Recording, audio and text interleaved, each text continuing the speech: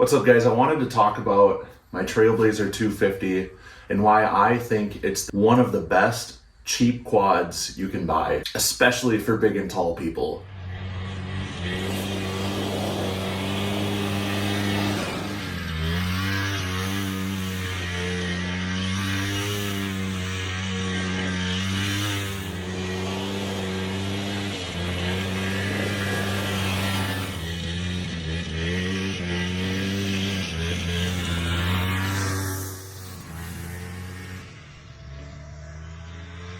As many of you may know, I picked this up for $900, and of course it needed a few things, but you can find examples that don't really need much. Basically the only things this thing needed was essentially like bearings all around. So it needed rear carrier bearings, front wheel bearings. The two most expensive things that were wrong with it was it really needed new tires. One was worn right down to the cords.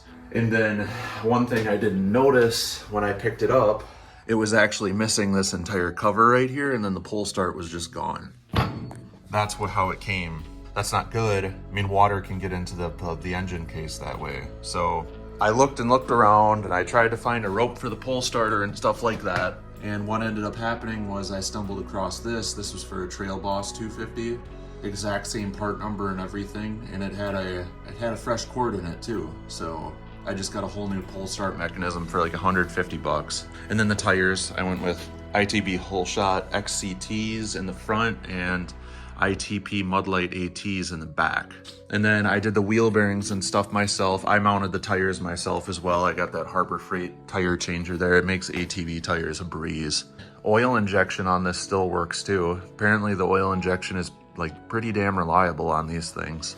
So yeah, all in all, I'd say I'm about $1,500 in with this thing. Essentially, I just bought the cheapest tires I could find. Oh, I put a new belt in it too, and I kind of cleaned the inside of the primary clutch, the secondary clutch. I also sealed the whole like clutch cover a little bit better too, but the belts are really cheap. I think 60 bucks for a genuine Polaris one. But as far as bearings are concerned, Polaris bearings are not cheap, so I went with Pivot Works for the front. They make an entire kit for the front, and then I went for Tusk for the rear. Yeah, the rear carrier bearing was a total pain in the ass to do. If you don't have the right tools to do it, it's going to be a bear of a job for you. But now that I understand how to do it, I could get it done a lot quicker now, so that's not a big deal. But there are grease zerks everywhere though, which is super nice. You don't see that on a lot of machines. I have quite a bit of seat time on this thing already, but I bought this for my wife. She had a Honda 250EX 2001. She loved that quad, but I also wanted something that I could ride that wasn't my Grizzly too. So I ended up on this. I actually saw this in that Quad Wars or Top Quad or whatever that Michael Sabo, Pete Hager, and the Brewer. Yeah, I saw this in that and noticed like this quad is making all of them look small. Kind of did some research on it, and yeah, this thing has the same frame as the Scrambler 500. Like, this is a big four-wheeler physically. Obviously it's not as comfortable as my Grizzly, but there's quite a price disparity between the Grizzly and the Trailblazer. But this thing runs good. Benefit of the Trailblazer is it's super cheap. You can find these things $1,000 easy. You can find one in running condition. And then another benefit of these is they're super simple. I mean, as far as wiring concerned, there's almost nothing involved. The motor is just an air-cooled 2-stroke.